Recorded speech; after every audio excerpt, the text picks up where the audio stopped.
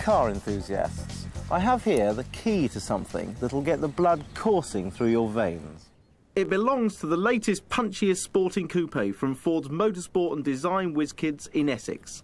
Big flared arches over massive wheels. Stripped out interior, rally style. I'm itching to drive it. But first, let's savour the moment and meet its great-great-grandfather. It was 1962 that Ford teamed up with Colin Chapman to produce this masterpiece, a fusion of famous sports car and familiar saloon. Because old Henry was always touchy about other people's names getting on his products, it was called the Ford Consul Cortina, developed by Lotus. Someone at the factory made its internal reference code HM, standing for Hairy Motor. Everybody knew it at the time simply as the Lotus Cortina.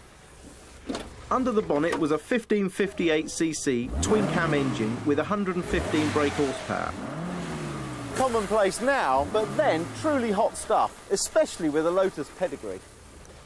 Underneath, suspension redesigned by Chapman and his staff, who were the world's experts in performance handling. You really feel part of the car, you feel every movement in the chassis, the suspension and the steering. And like all Lotuses, there's just that magical ingredient about them. The great Jim Clark raced Lotus Cortinas. In fact, he drove the prototype, and he found it went best slightly sideways and on 3 wheels. Much as I'd love to, I'm not going to chase this family heirloom today because it belongs to our friend Graham Kent, who wants some tread left on his tyres.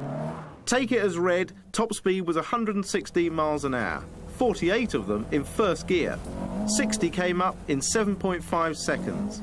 115 horsepower may not sound a great deal today, but back then that was real rip-snorting performance. Getting into one of these would be like, I suppose, getting into an M3 BMW today. That's the closest equivalent I can think of, and that's got 320 horsepower. I think the car was way ahead of its time. At £1,200, it was a lot more than the family Cortina, and off it went to become a classic worth up to 25 grand today. You could probably argue that the Lotus Cortina, along with the Mini Cooper, was the very first hot hatch, had they not had a boot. Or maybe the first GTI, had they not had carburettors. But certainly the very first family saloon that was a real performance car of its decade. So where has evolution led us now? 1,000,000 miles. Put on very tight straps and fire up the unique Puma Cosworth. Underneath, the motorsport team have put all the important bits from the Escort World Rally Car. It's a tremendously exciting car to drive and technically brilliant. This rally car's got the most amazing four-wheel drive system, which dissipates the drive to whichever wheels need it most. And my God, they all need it at the moment. Even when you do a handbrake turn, it disconnects the clutch to relieve the drive of the wheels. It's as easy as that. The power steering rack is light by road and racing car standards because rally drivers do a lot more lock-to-lock steering. They are so busy with gear changing, steering. No wonder they got time to think. And as for the co-drivers, well, blimey, I take my hat off to them. They've told me I can turn the anti-lag switch on, and I'm told that makes it very ferocious. So here goes.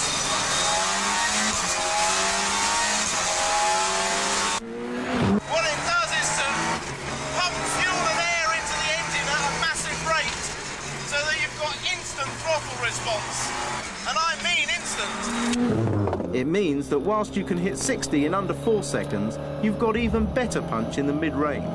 It's real technical wizardry. You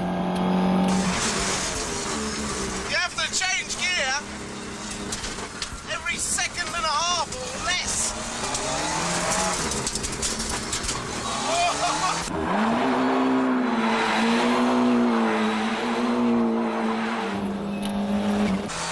That's what I call instant throttle response. Amazing machinery. Unlike the Lotus Cortina, this isn't a car they'll be selling, except in bits to the motorsport world for competition. When the Lotus Cortina moves over, you get a great picture of automotive progress in Britain. The Puma team in Essex have every right to be proud.